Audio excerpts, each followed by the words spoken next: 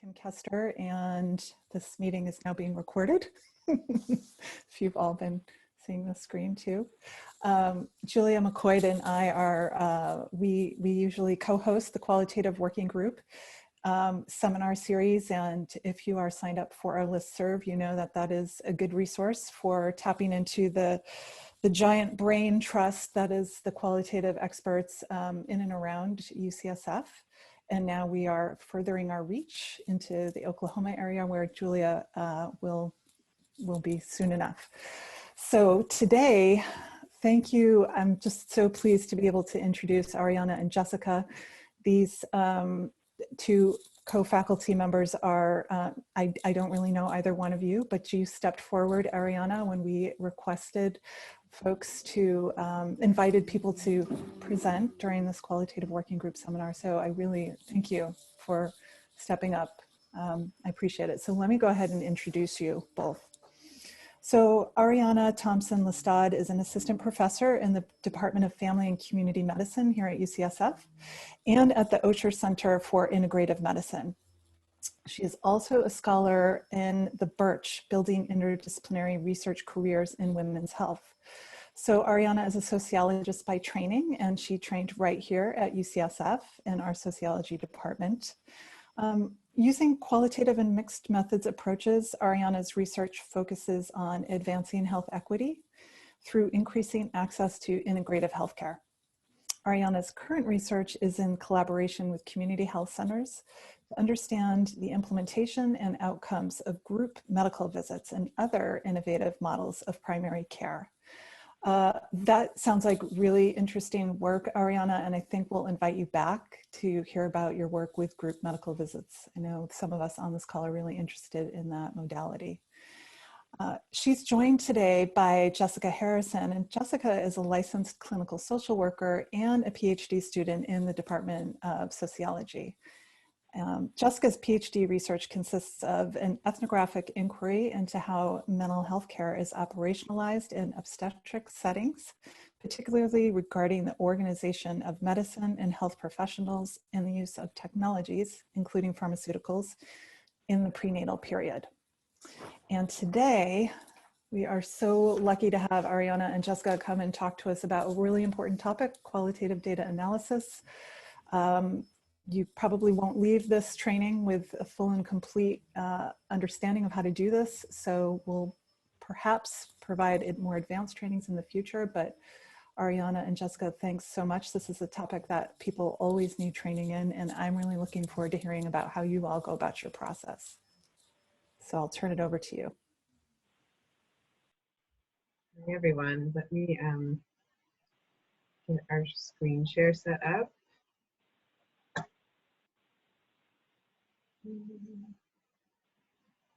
Look at that. I'm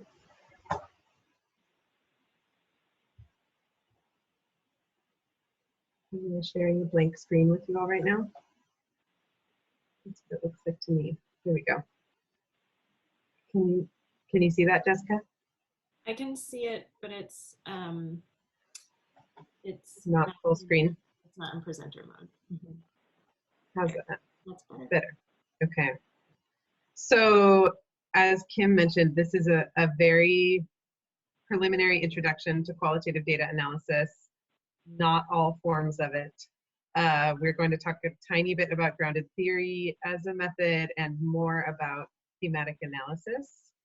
And I'm going to try to put in the chat if I can find it while I'm doing this.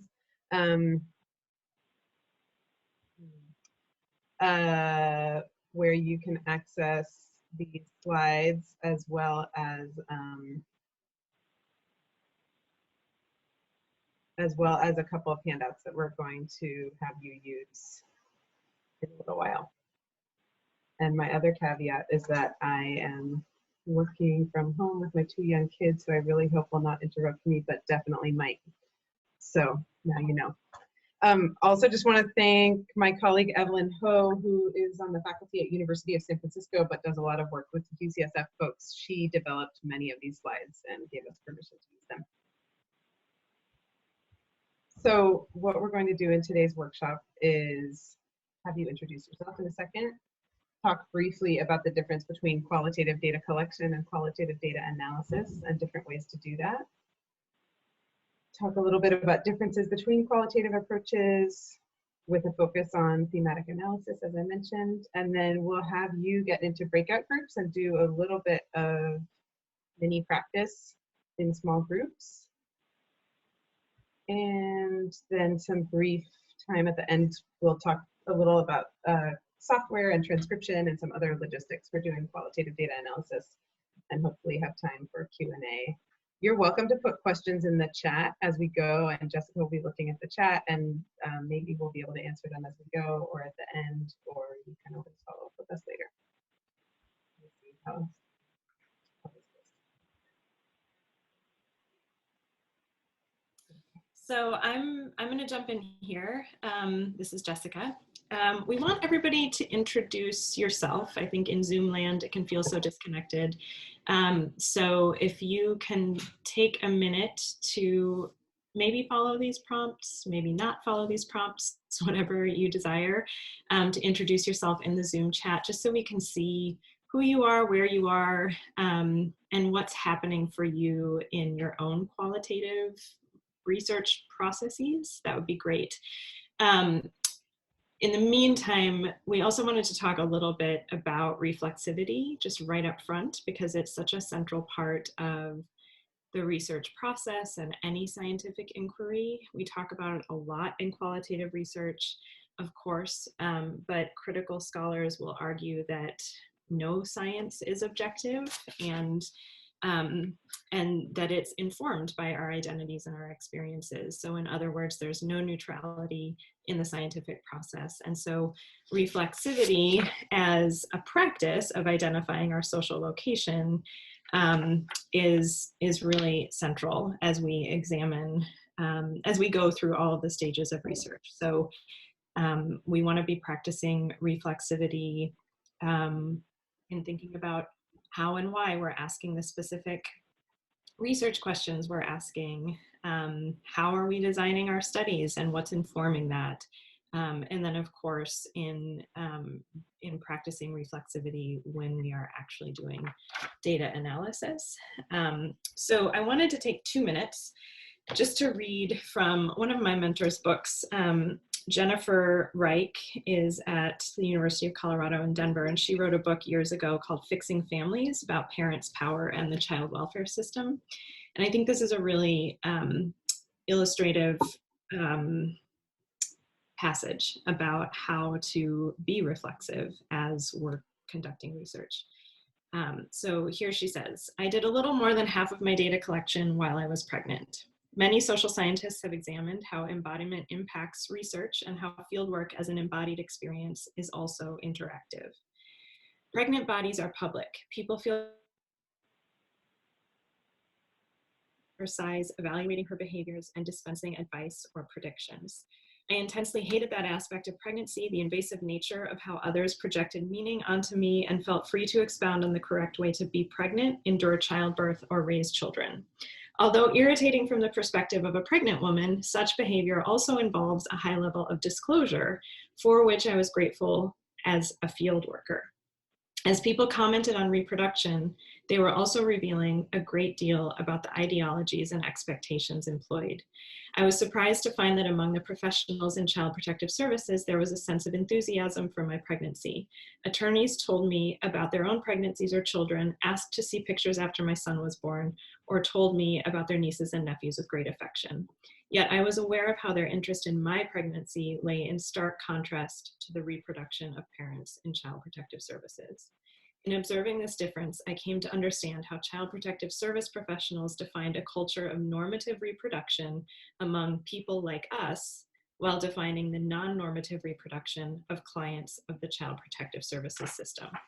And so to fast forward a bit to her conclusion here in the reflexive appendix of her book, she says, when asked whether she could have done the study that led to the book Families We Choose had she not been a lesbian, Kath Weston replied, no doubt, but then again, it wouldn't have been the same study. Similarly, I have no doubt that I could have conducted a study on this topic had I not been pregnant, but I believe it would have likely yielded some different data. Indeed, performing research while pregnant not only provided me access and credibility, but it provided a level of insight I had not anticipated and did not recognize until I was out of the field.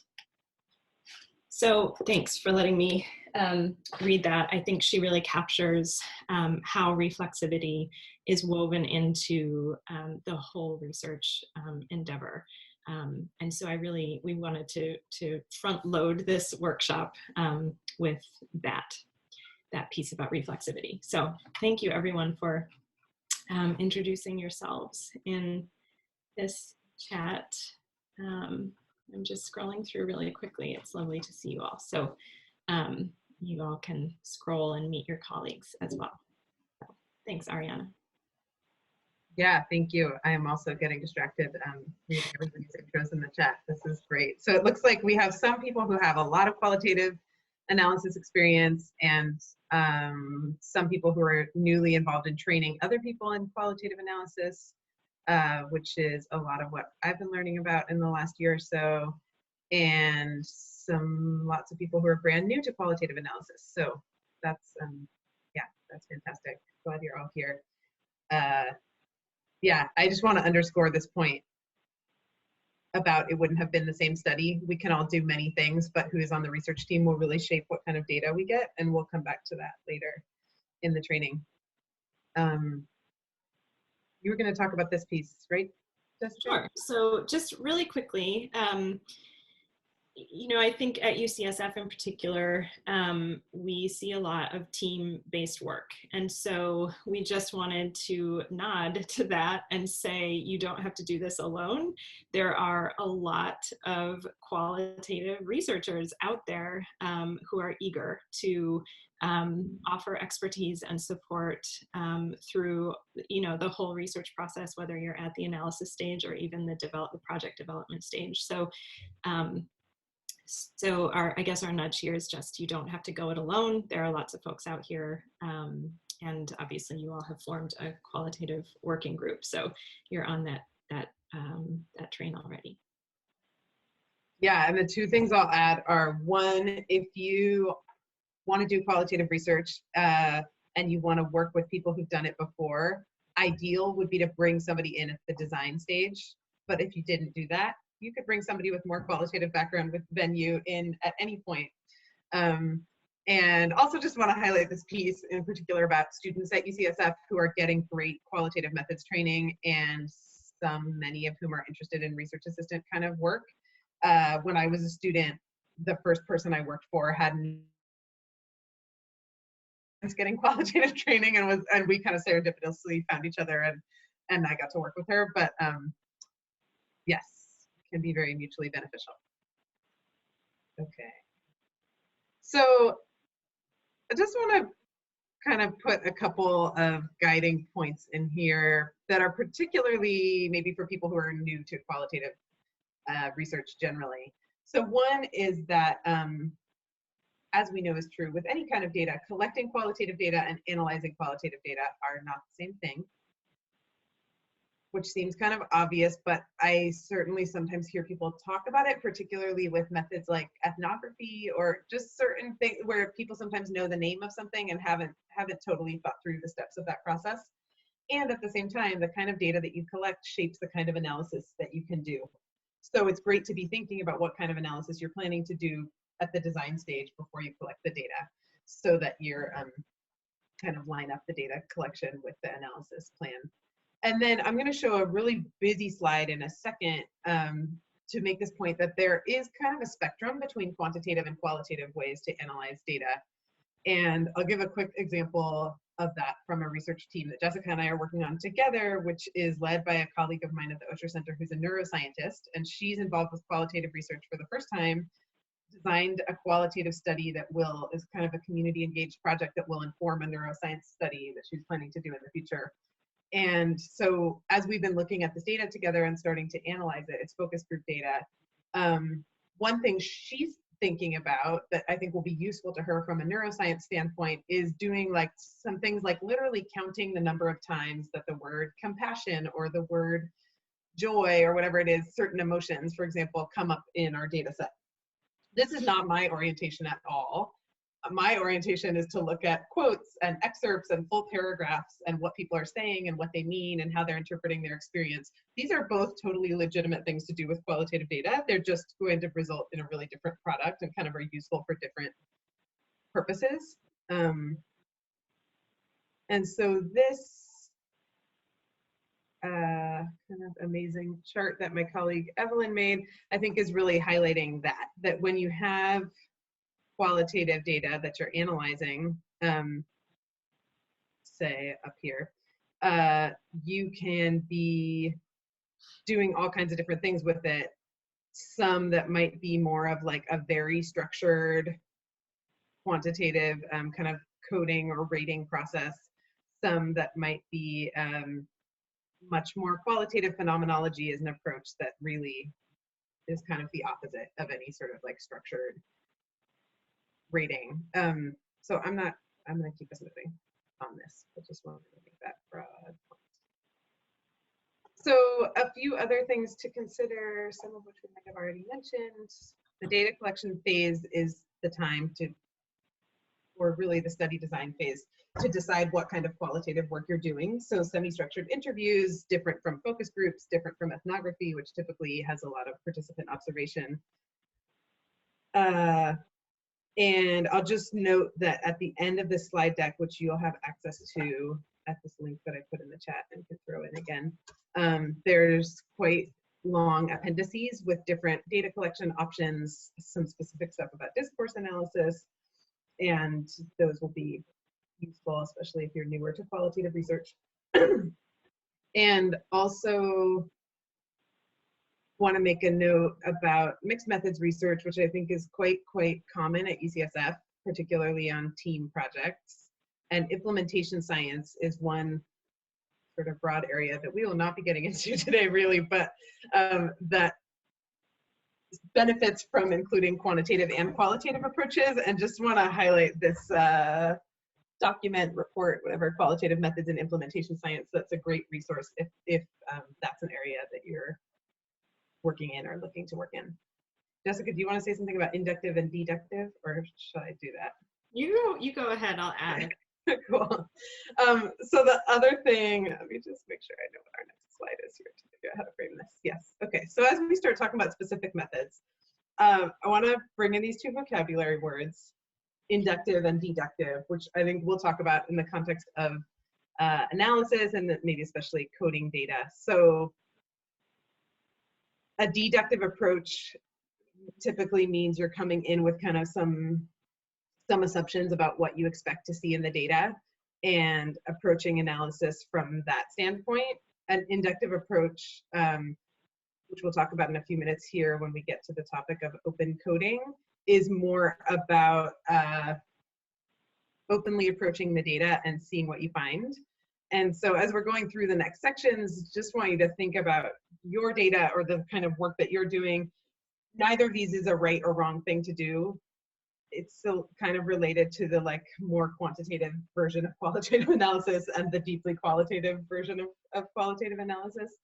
But that it's good as you're going into data analysis to know, are you doing this looking for really specific things? Do you have actually kind of a strong hypothesis of what you think you're going to find in your qualitative data? Or are you approaching this really openly to just see, we wanted to talk to people about this topic and we actually had no idea what they were going to say, and we're going to, you know, draw our conclusions completely out of whatever happens to be in the data. So hopefully that will make more sense as we go along. Yeah, that's great. So I'm going to jump in here and talk a little bit about grounded theory. When Ariana and I were talking about how to put together this workshop, we wondered about including grounded theory. And the reason we have it in here is because we often encounter grounded theory in work with interdisciplinary teams at UCSF. I'm not sure if this happens elsewhere, but our experience, well, we hypothesize that this has to do with the legacy of Strauss, who was a sociologist at UCSF and a developer, an early developer of grounded theory methods. And so we are positing that this may be a legacy in the UCSF institution in that sense, which is why it is commonly referred to when folks are doing some qualitative work. So that's why we're bringing it in. And I think we just wanted to spend some time clarifying what grounded theory is so that it can be employed or not based on its relevance to your work. So to start, grounded theory is often referenced as a theory methods package. It's a systematic but flexible research process that ultimately generates a theoretical explanation for a particular process. So you can read in a more contemporary place, Kathy Sharmaz's work. Her latest book, Constructing Grounded Theory, is a great resource for this. You want to flip to the next slide, Ariana? So again, grounded theory in its pure application is common in the social sciences, less common beyond. It's inductive, as Ariana mentioned, and importantly, it really is about the whole of the research process, not just about how we approach data analysis. So data is gathered and it's gathered through observations, interactions, archival work, interviews, and as data is being gathered, analysis is happening concurrently. So, the reason for this is that grounded theory really shapes itself as you go along. In other words, each stage you're analyzing is going to help you make turns to the next point in the research. It might help you clarify your interview guides. It might point you in a new direction for research. But all of this to say, data analysis and gathering the data are happening side by side. Can you go to the next slide?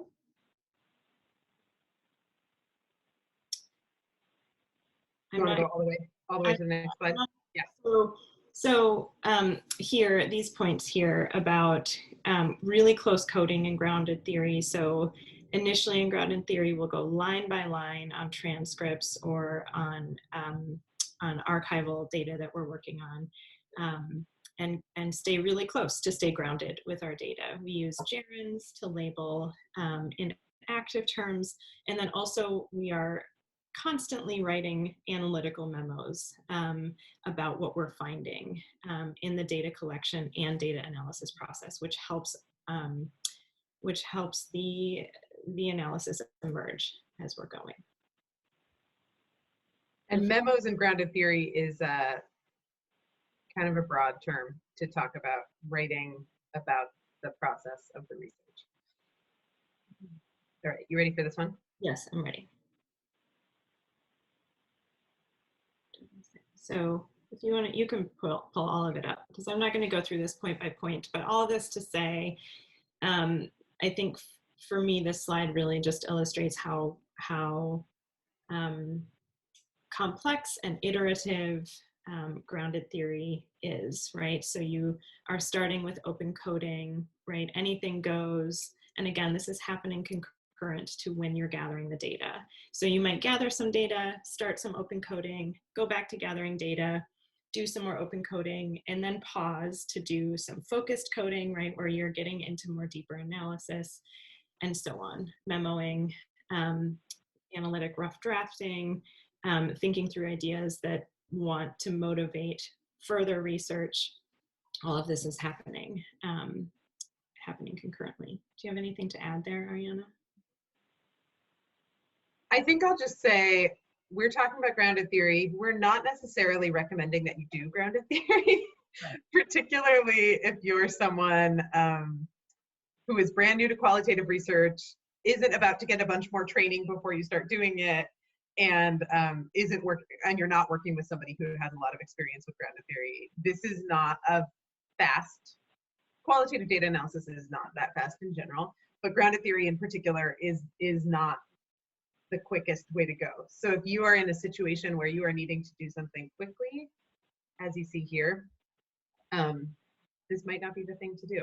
Right. But we wanted you to know what it is anyway. Yes. So, and very helpful, because I saw someone introduce themselves in the chat as not a qualitative researcher, but someone who's interested in understanding more deeply so they can be engaging with their colleagues' qualitative work differently, right? So this is a useful thing to at least have tucked away to understand from a process perspective what's really involved in grounded theory, because again, it is a common approach in qualitative social science. yeah, and so when I talk in a few minutes about thematic analysis in more detail, you'll see that there are certainly commonalities. There are also commonalities with other qualitative approaches that we're not talking about in great detail here. Mm-hmm. So the thing we're going to do next is going to be a little bit interactive with yourself at least, which is going to be practicing some open coding. So open coding is something that can also be part of thematic analysis, can be part of other approaches too. And before I get onto the next very wordy slide, I'm just going to tell you a little bit about what it is, which is we're going to give you a piece of data that's data from a project that I did a few years ago, and you are going to practice open coding just yourself with a piece of paper or your computer or whatever. If you want to you'll be able to look at the slide, but also if you want to have it in a Word document, go to this link and you'll see one of these documents in here is called something like data excerpts. That's a Word document. You can download it and be looking at it in that way if you prefer. So open coding is about noting anything that strikes you. This data is from a study that I did of community health centers that were implementing group medical visit programs, which is an approach for people getting care in the same room, and everyone in this group had chronic pain, and they were trying different things like meditation and acupressure and things like that as part of sort of a multimodal pain treatment program. So you'll see in this excerpt, it's a person who I interviewed talking about his experience in the group.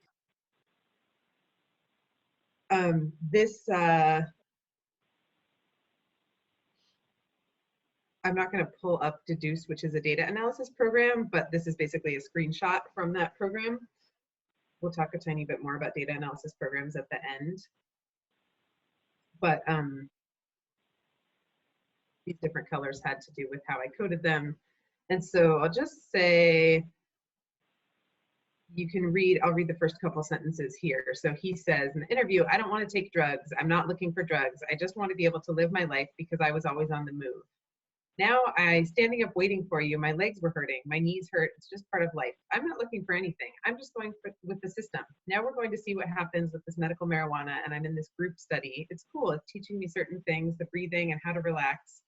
Because I've been anxietied out big time. It stinks when you can't get comfortable. Then he goes on to talk about more things. So just to say, in terms of open coding process, with this excerpt that you can see right here, going down to the blue part at the bottom, I just went through and coded the first things that came to mind and came up with 10 codes. And some of them, might have been a sentence. I might have applied cannabis, probably just to the sentence specifically where he's talking about medical marijuana. But the whole last paragraph might have talked about doing yoga, acupuncture. You can put multiple codes on the same sentence. So certainly could tag experiencing pain and sleep and breathing all on the same, and anxiety all on the same sentence, because these are all things that are coming up at the same time. And then to the point about reflexivity, I'll just say the last sentence on here, I was a student doing research in Boston. I had a baby who was with me in Boston. I had told him that. And so he's talking to me in the research about, or in the interview about where he lives and how I should take my kid there. And so I typically code stuff like that, reflexivity, for my own reference, like things that are happening in a way that's very clearly because of who I am doing the project. So we're going to go to the next slide, which has a different excerpt from a different interview, same project. And just going to give you a few minutes to look at this again, either in the Word document or up here on the slide, and take a few minutes to think about codes, so essentially labels that you might put on here. So just to give you an example, looking at the first sentence, between those two injuries, I was on a lot of pain medicine. I would right there probably use a code called injuries and definitely a code called pain medicine, because we know this is a study about pain, and so those are topics that are going to keep coming up. So I'm going to give you all about 3 minutes of quiet to try doing your own thing. And then when we come back, I'll just ask you to throw a few of the codes that you used into the Zoom chat.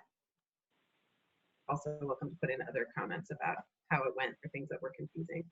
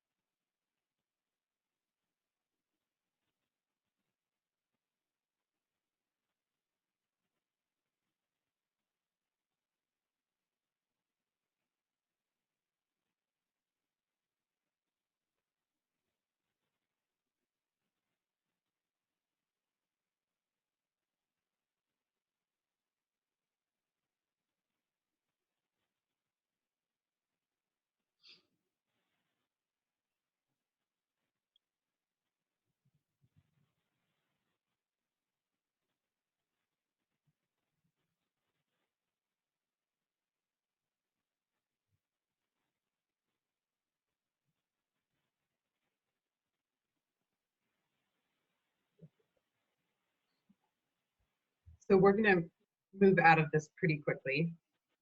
You would potentially spend more time coding this passage if you were doing this as part of your research. But I see a few different comments in the chat, and you're welcome to add more. So someone said there's something about escalation from one symptom to another, worsening symptoms. Jessica suggested calling that, or compounding injury and illness. Codes for pain and pain medicine, codes for comorbidities and treatment modalities, maybe intersecting illness, compounding injuries, fibromyalgia, accident, illness experience, why this person isn't taking pain meds, physical experience of pain. And if this was the very first interview you were coding, you would just put these all in. If you were open coding this and you'd already coded some interviews in this data set, you would have some codes already and you could be adding new ones as you went along. Chronicity, I figured I'd try yoga, coding that as seeking relief. Alternative treatments, alternative pain management, like yoga and meditation. And then I want to highlight a comment that Kim made, which is this concept of in vivo codes, which essentially means making a code that's using a participant's own language. So Kim, I think you were referring to this person's phrase, I figured I'll try yoga. So that could be a code of itself that you might use. Not everybody's going to say, I figured I'll try yoga in those words, but other people might say something that kind of has that same meaning. And so for me, some of the deductive versus inductive stuff is, this example again.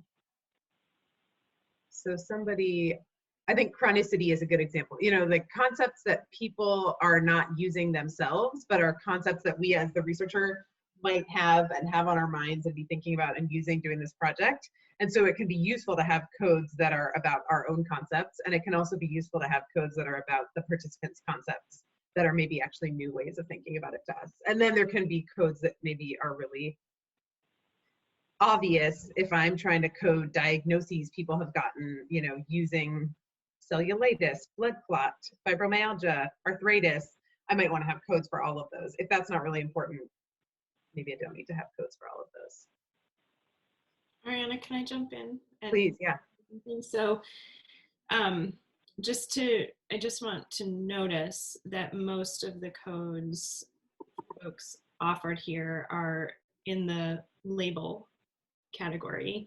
I offered one that is a gerund, seeking relief. And I just want to say again, I mentioned it really briefly when I was talking about grounded theory, but I do want to encourage that we use both and we try both, because I think when we use labels are of course relevant and important. And also if we bring in gerunds, there's a process of analysis that is beginning to emerge when we use gerunds, but also I think it has a way of keeping us differently connected to the participants, right? So I said seeking relief, and that evokes in me, I guess, a sense of connection to this person who's behind these words, who is explaining to me that they're trying yoga and meditation potentially as a process to seek relief from their pain. So play around with both. I would encourage not just using labels, but trying some gerunds as well. Yep, absolutely. Both are useful. Okay, we're going to keep moving. You'll have another chance to code in small groups together in a few minutes here. Before we do that, I want to talk a little bit about thematic analysis as another analysis approach. That, as somebody pointed out in the chat, it's not like there are total walls between all of these approaches either. Certainly they've influenced each other in their development. People sometimes write papers and say, we did a hybrid between grounded theory and thematic analysis. Your reviewers might not like that unless you explain really well what you meant, but certainly actually many of us are doing that all the time. Jessica and I are working together on a project where we're using thematic analysis, but we were both trained in grounded theory, so we're probably doing our thematic analysis in a more grounded theory sort of way than somebody else would, whether or not we're rated up that way. So thematic analysis is a method for identifying, analyzing, and reporting patterns or themes within data. Full citation here, sorry, but I'm going to give you the citation in a minute. So at minimum, this is an approach that is great for organizing and describing data. And I would say, if done well, also is interpreting data. It's a really flexible approach. People often use it in healthcare research that's qualitative. I see it working really well in interdisciplinary teams where not everyone has qualitative training, but you're trying to have people with a lot of different backgrounds participate in in a data analysis process together. And I think it's really good for getting a general sense of a phenomenon, a setting, an experience. I think it would be a good fit for many of the things that people mentioned in their introductions about the kind of work that people are trying to do. It gets used often as a catch-all term for, we did some thematic analysis. It wasn't grounded theory. It wasn't ethnography. It wasn't phenomenology. I think that flexibility is really useful. It's arguably easier to do than some of those other approaches. But I think I quite wrote this right. As I mentioned, there are sometimes critiques that this might not be as rigorous of an approach as other qualitative methods. That said, I would certainly argue that doing thematic analysis, having read about it and learned about it and doing it well is better than saying that you're doing a different approach, but not actually having a strong understanding of how to do it. And the people who really have written about this approach a lot and kind of built it out are Brown and Clark. I especially want to recommend the first citation that's on here, which is just called Thematic Analysis. The second one is also very useful. There are also many, many other great articles and chapters and books about it by other people as well. So highly recommend reading those. And particularly, I'll say this first citation, they get into more detail about kind of specific ways to do it and specific ways to describe what you're doing that are kind of maybe different, like subtypes of thematic analysis. So if we're doing thematic analysis, what is a theme? Doing thematic analysis, you probably coming out at the end of your analysis process as you're writing something up with several themes.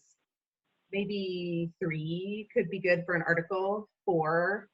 You might have 10, but that's a lot. So you might want to try to condense your 10 into 3. It depends. But a theme is something that's important in the data, not just in 1 or 2 pieces of the data, but across your whole data set that is somehow related to the research questions you were asking and where you're seeing patterns across data. Themes can be more explicit, more obvious, or can be more interpretive. So drawing on kind of underlying assumptions or ideologies or things that are maybe not exactly what people are saying, but that are sort of your interpretation across the data set of what people are talking about or what you're observing if you're doing observation. And I think this is where reflexivity also becomes really important, and who's on your research team and their personal and professional experiences and lenses and approaches to looking at the data will really come through. And so in other words, different people on a research team might come up with very different themes than same data, different research team. One quick example, I've been working on a large project that is related to a clinical trial of acupuncture in the hospital. And I was doing a bunch of interviews, and then we had an acupuncture student on our team who had some qualitative research background, and she interviewed some acupuncturists, and I sat in on her first interview. And it was amazing to see that she did the interviews in same questions, but she asked different follow-up questions, and she had a really different context as someone with acupuncture training herself, talking with other acupuncturists. And now we're moving into the data analysis stage. And similarly, I know that she's going to bring a really different perspective to how our analysis happens, even though I know a lot about acupuncture and I'm on this research team and I've gotten acupuncture myself and whatever, but her kind of total other training and context is really bringing something different. So in terms of what this can look like in practice, thematic analysis, like grounded theory, is an iterative process. We're kind of breaking it down into stages here. So the first one is familiarizing yourself with your data, ideally transcribing it, reading it. Some people like to listen to it a lot. Hopefully you have some kind of memos or notes that were taken after the interview by you or somebody else.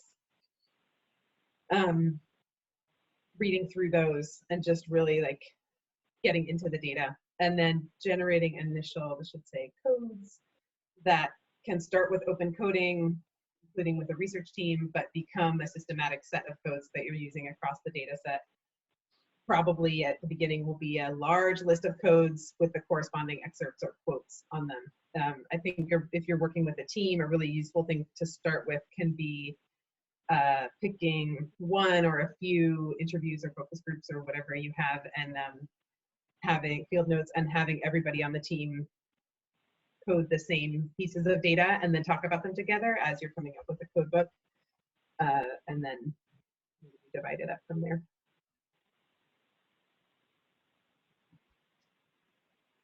Okay, so we're going to get into breakout groups in a minute, and we're going to do some more practice coding together, and then we're going to come back and talk about the next stages of thematic analysis. Can we describe what constant comparison looks like in practice? Jessica, do you have a quick answer to that, or should we come back to that at the end? Let's come back to that. Great. So Stuart is helping us with tech, and he's going to put you all into breakout groups. It would be good for you to go, if you haven't already in the previous kind of interactive thing, go to this link in the chat and download the Word document that's called practice excerpts or something like that.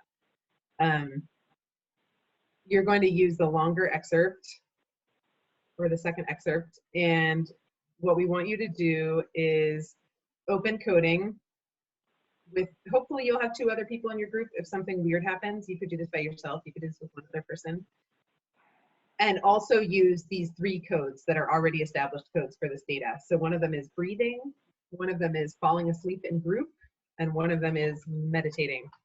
I'll put these into the chat so that you'll have them.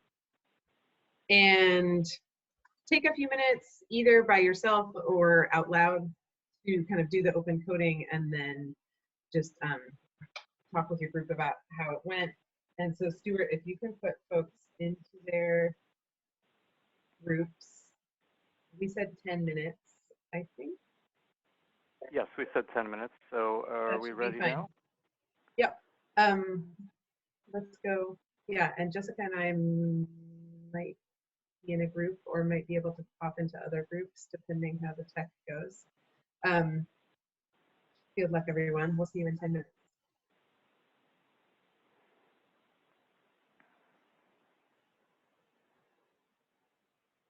So it'll just take me a moment to get them organized here.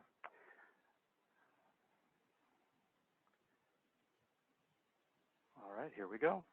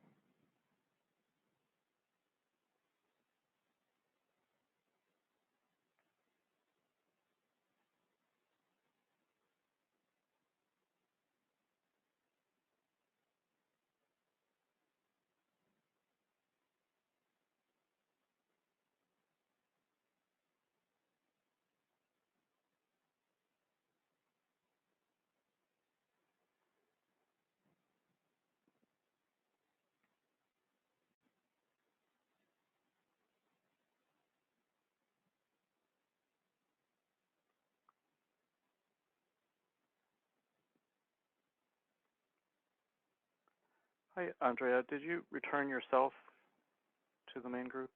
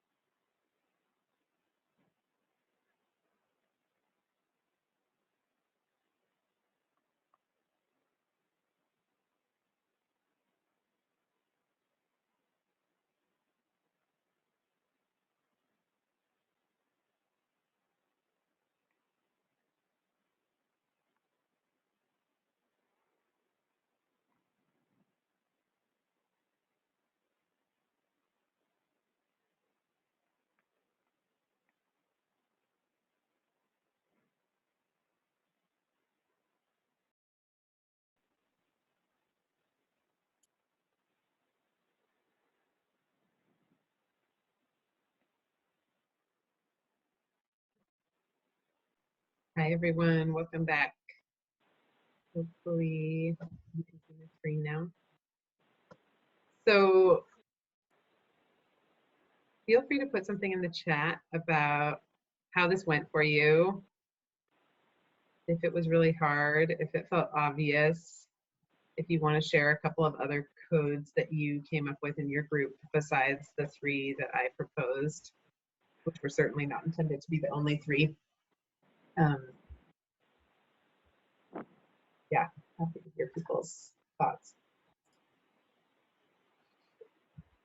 Jessica, do you have any thoughts about this data coming out of your? Well, one of the additional codes that we came up with was challenges during meditation. And I was also in a breakout room with a clinical psychologist, and she was talking about emotions and all of the emotions that she was seeing in this excerpt. And so we talked about parent codes and subcodes under that. So we talked about coming up with a general parent code of emotions while meditating, and then adding subcodes underneath, such as joy, sadness, hardship, and so on. And so we processed how coding can happen in that way a little bit. That's great.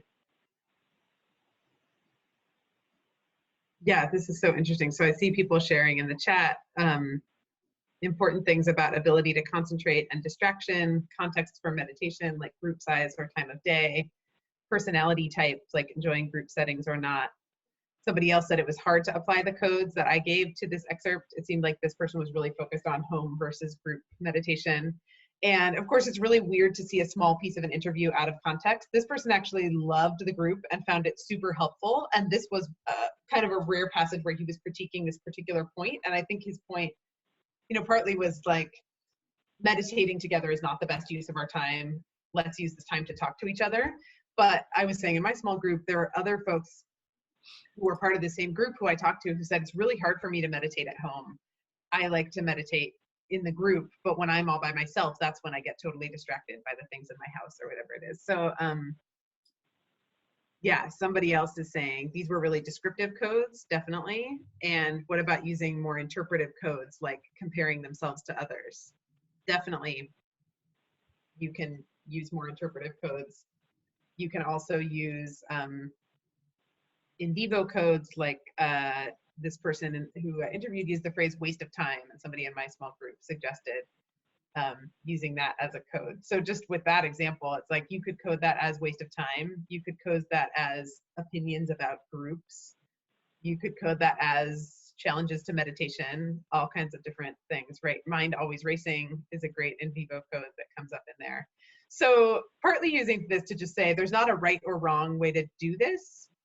They're not the right codes or the inappropriate codes. You'll use different codes depending on what your goals of your research are, research questions are, but also depending, again, who is on your research team and who's at the table when you're doing the coding, and kind of what's important in that way. And our different small groups came up with different things. And you know, if we were doing this in the context of the whole data set, I think this is where the constant comparison comes in.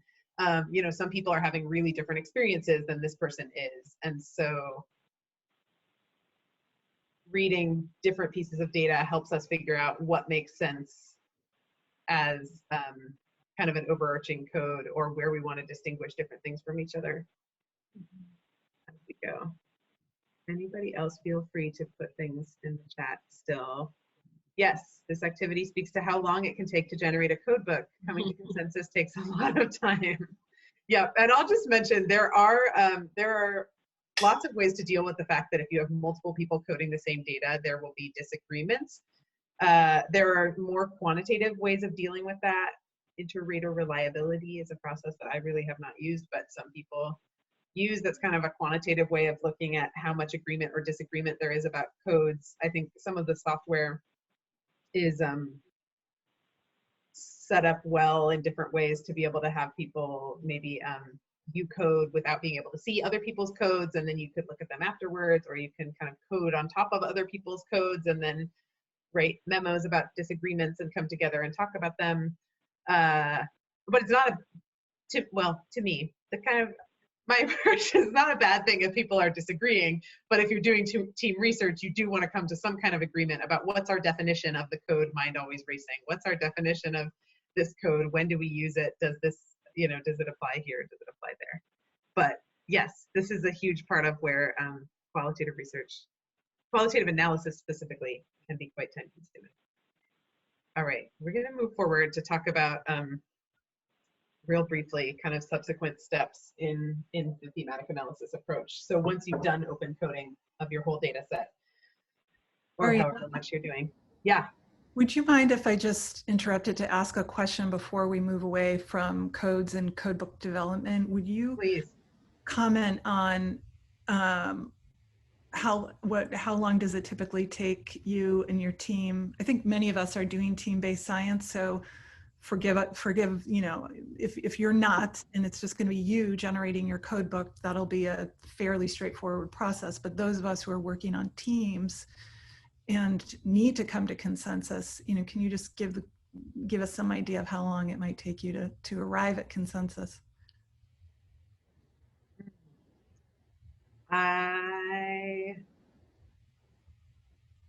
I think it partly depends kind of what your goals are and how expansive of a code book you're going to have. Do you mean time, like in terms of number of hours of conversation, or who codes how much?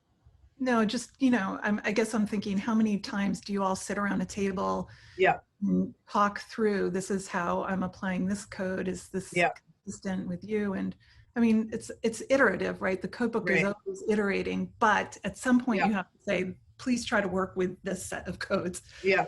So how So long? Jessica, we just had a meeting yesterday. Was that our third meeting? Yeah, Iterating our code book? Yeah, I was just going to say over the course of 4 weeks, we've had 3 90-minute meetings of going through all of the coding that we've done and refining our code book. And we refined it again in this third meeting, and maybe won't next week when we meet. But I think we're pretty much there at this point, but probably we'll have a couple more additions. And that's a research team where there are 5 of us, 2 sociologists, a neuroscientist, an anthropology student, and I don't know what this other person's discipline is, but she has some qualitative research background. And there are various, it's not a huge data set, but there are various kind of different goals, I think, for the project and what we'll do with the data. So yeah, it's been a pretty substantial process and not contentious at all, really, really, really useful.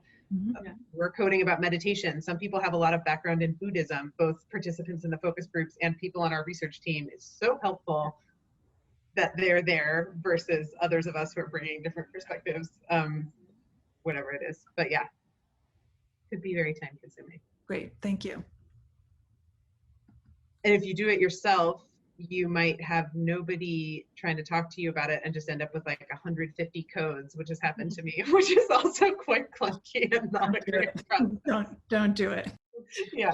So I think doing it with teams is actually more fun. So once you have a code book and you've coded all your data and you're doing thematic analysis, you're working on what can be called axial coding, or sorting codes into possible themes. This piece that Jessica just talked about with kind of parent codes and child codes.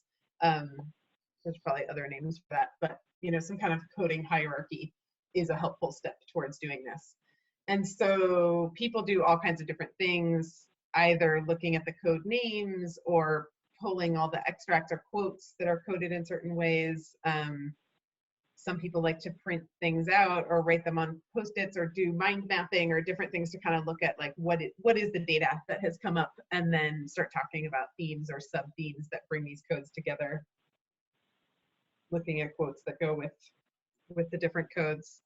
This is also an iterative process where it could go on forever maybe, and at some point you just have to stop and review and be looking at, is there enough data for this potential theme to make sense, or is it just something that you really connected with across 2 of 30 interviews?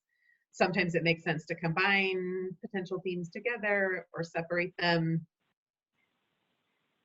I think broadly, especially when you're thinking about writing, looking for a story that that brings the themes together and kind of like, what is the overall picture here, so that there's not just a list of quotes, but you're kind of interpreting broader concepts. I think this is a place where we're going to not be able to talk about this in a ton of detail, but reading articles where people have done this before, if that's not something you've done much yet, will be really, really useful for examples.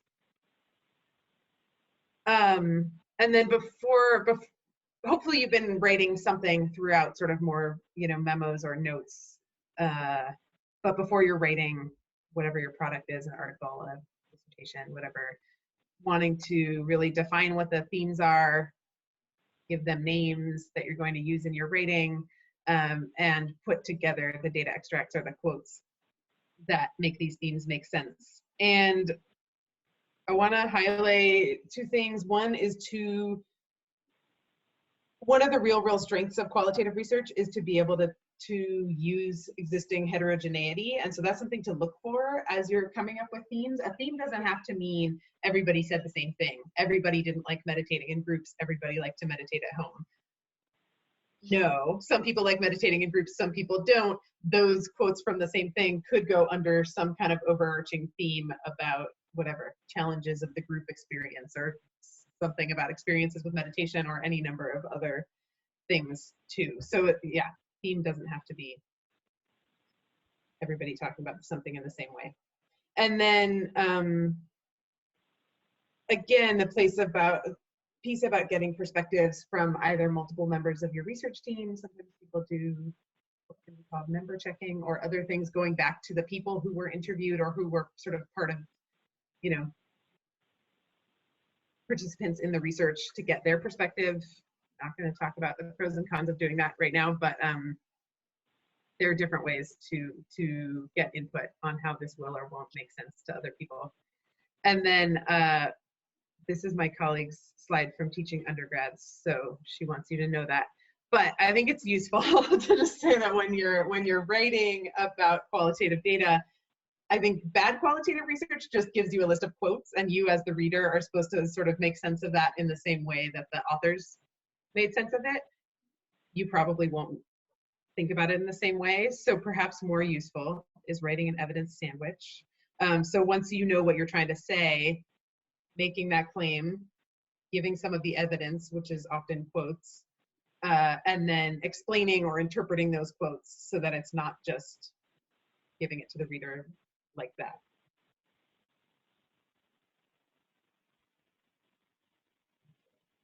And then finally, writing qualitative research is somewhat different than writing about quantitative data, and really that you're looking to tell a story, not just a description of the data, but an interpretation, an argument about the data with your original research questions in mind and how they got answered. Jessica, is there anything you want to add here about writing or later stages of coding? I want to come back and just put another plug for the practice of memoing as a really useful tool through the whole of your coding and analysis process that will make all of this clearer, if not easier for you in the end, right? So finding whatever method of memo keeping works for you. So in these software programs, you can easily attach a memo to a certain coded section. So for example, we were talking in my breakout room, again, she was a psychologist explaining that when I'm coding this section, it makes me think of rumination, that this is ruminating. And I said, that's perfect. This is a great place then to make a quick memo that says, rumination is coming up for me here, and just do a quick little stream of consciousness thought that you can then go back to, right? And even if you don't go back to it now, you've processed that and it's there, and it will somehow seep into the whole of your analysis. Some people do voice memos because a lot of folks are on the move and doing this kind of thinking on the go. And so having like an archive of voice memos, all this to say, memoing as a practice is really a useful part of all of this analysis. And it could be personal. It could be like, this brings up this bias that I realize that I have, or wow, actually reading this interview makes me so angry because XYZ. It could be, you could have memos that you're not going to share with your research team. You could have memos that you are sharing with your research team. There's lots and lots of different ways to use that practice, but just also like if you've been writing the whole analysis process, then when it comes time to write a paper, it won't be so hard because you can start with the things that you've already written and then kind of be putting together from there. Okay, so I think I've pretty much talked about these pitfalls already. Not going to talk about them too much more. Come back to these slides if you want. These are some potentially useful questions as you're trying to move from describing data to interpreting data.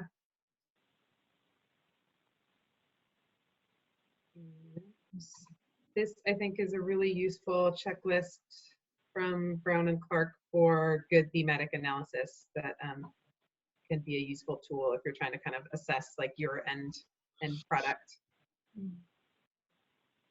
So we don't have a ton of time left, but we're just going to talk a little about a couple of sort of nitty-gritty logistics that we've referenced already, software and things like that.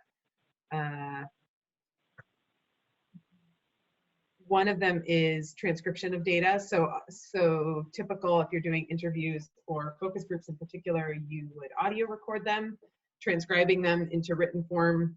Very, very, very useful for the whole kind of analysis process. Pretty much necessary, I would say, for the whole kind of analysis process we've just gone through. And then listening to data, taking notes on your own data. So sometimes people do this themselves. It is very time consuming, but you can definitely do it. There are a lot of different services that do transcription. We've named a few here. If you're doing transcription in languages other than English, there are services and individual people, including people who have kind of like contract relationships with UCSF who do that. Jessica, do you want to talk about the data privacy? Yeah, just really quickly to say that any transcription, like AI transcription services that you use, there will be privacy issues. And this has just been a central conversation among us graduate students, and Ariana and I talked about it as we were putting this together.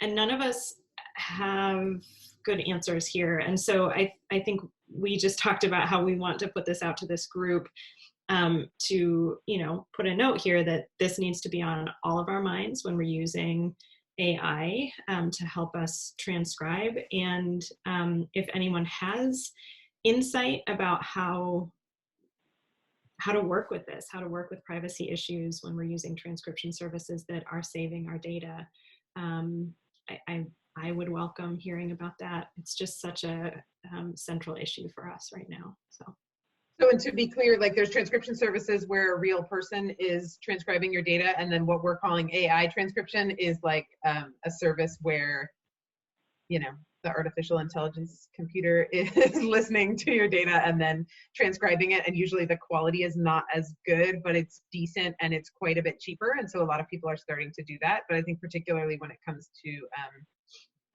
many of us who do health and healthcare work, this is not necessarily a great idea. And I don't know exactly how UCSF IRB is handling it, but I think it's sort of a research ethics issue that is not just about what the IRB allows and doesn't allow, but just in our individual projects, how do we want to approach this? Can you just, what is the ethical issue?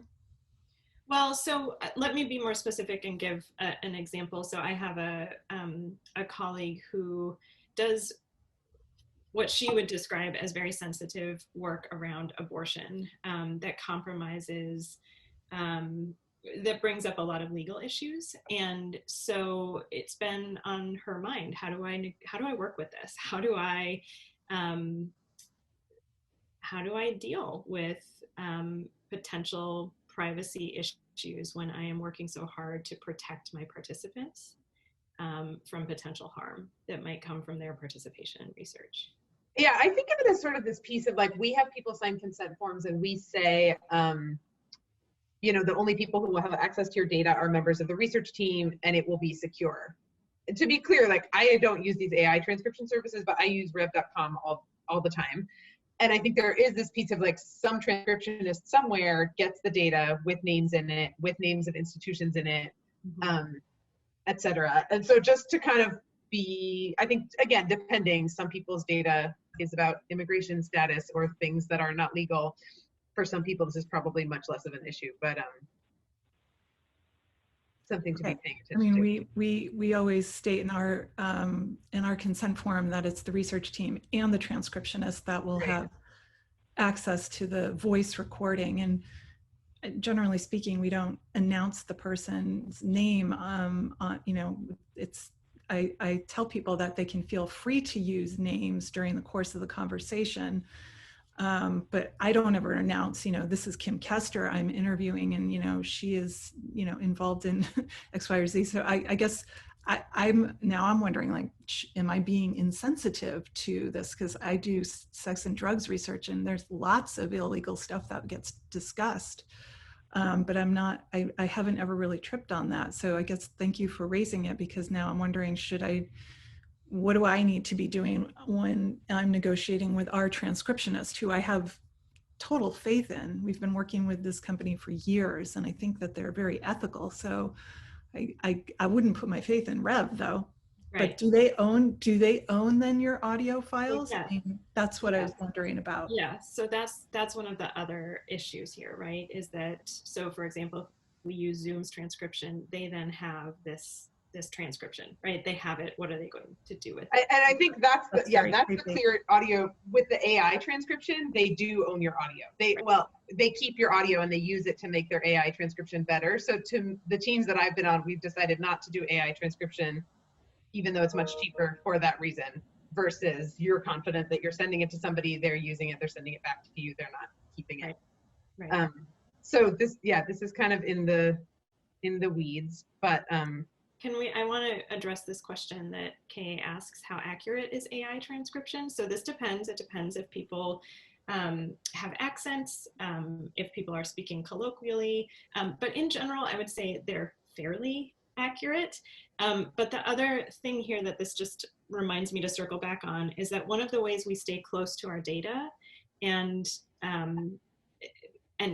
do good coding and analysis that's really helpful is by listening, right, and doing correction on the transcription. So you'll get back an auto-generated transcription, but you'll still want to sit down with that transcript and listen all the way through it to both correct it and clean up the data, but also as a practice of staying real close to your data. That's true. Even if somebody on your research team transcribed it, it would still be good to have that person or ideally somebody else read the transcript and listen at the same time and correct as you go. Yeah, thank you. So a couple of quick notes about software for qualitative data analysis. There are many different kinds of software. Some people don't use software. Software can be very, very useful. It costs money. A couple notes here about ones that work more and less well with groups doing analysis together. I use Deduce. I have used Atlas.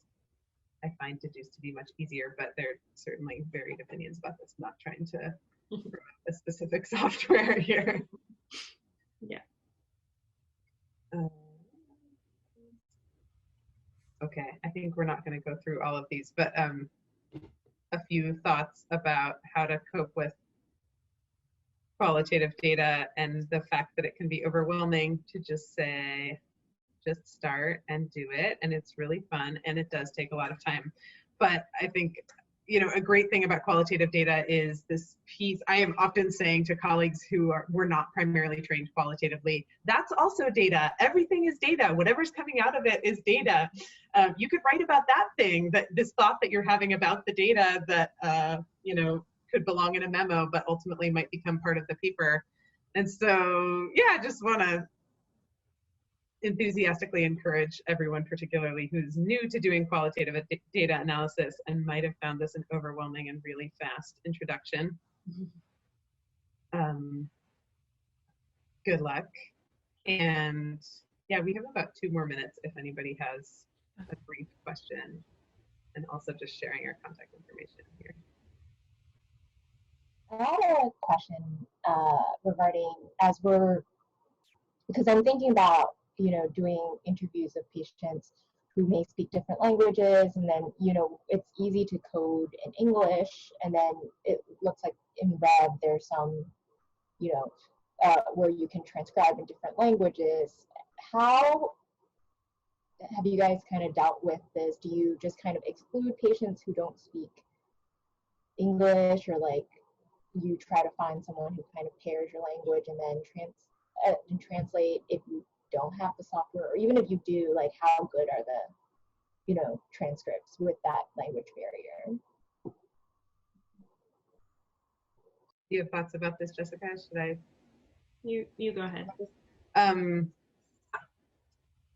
So I think, first of all, doing interviewing, many people only do research in English, which clearly leaves out the experiences of many, many, many people. That said, it is logistically more complicated to do research in multiple languages at the same time. But I think interviewing, I haven't done interviewing through an interpreter, but I can imagine that it would be much harder. But so if you can have people on your research team who speak the primary languages of the people who you're wanting to interview, that will be very helpful. And then so I do a lot of research in Spanish and English. I'm on a project right now where there's also some research, some people who speak Cantonese participating in the project. And so you can certainly pay for transcription. We'll just use Spanish as an example. You know, transcription in Spanish, somebody who does that, it's more expensive than transcription in English, I think, always. To translate it is like a whole nother level, much, much more expensive to have somebody professionally do that. And so I think then, again, there are different ways to approach it, but ideally having people on the analysis team who speak the language and can be coding in the original language, to me is sort of the optimal way to do it. And you can be using the codes in English, but coding it on transcripts in multiple different languages, potentially translating sections or excerpts that you're using. Again, logistically complex, but super worthwhile to actually be inclusive and get good data that's reflective of populations that your research is about. Well, it's just a little bit past 12:30. Jessica, Ariana, thank you so much. This has been wonderful. There are lots of affirmative comments in the chat, so hang on and read through those. Thank you everyone who's attending. Julia, do you want to say anything about the GIS seminar or anything else? Sure. Well, first I just want to say thank you so much, Ariana and Jessica. And like Kim said at the beginning, the fact that you guys stepped up and volunteered to do this just is huge. So thank you. And for myself personally, as a qualitative researcher, now at a research center where I'm the only qualitative researcher, it just gives me a sense of community to do these kinds of things. So thank you very much. And this was very informative. So you wanted me to say a little something about the GIS thing, Kim? So I can't honestly even remember the date. It's next week. I guess an announcement has gone out, but there's a joint quantitative, qualitative CAPS methods for seminar that'll be given by Monu Simeon, who is working in GIS. I'm clearly not prepared to give this little spiel at UCSF, but the point is he's going to give us kind of like an overview of what kinds of GIS mapping software resources are available at UCSF and how we can think about using it in our health sciences research. So please do join for that. And thank you again, Ariana and Jessica. This was really wonderful. So yeah, and for sharing your slides too, really helpful, and letting us record. So yeah, thank you I so love much. the breakouts. I think everybody loved the breakouts. Yes, and no problems. Yeah. Stuart, thank you. Thank you for doing the text, Stuart. That worked well. Awesome. And that's Stuart's my pleasure, and I put the information about the GIS seminar in the chat. Thank you, Stuart. Time is specific. Wonderful. Thank you for having us. Thank you all. Yeah, thanks everyone.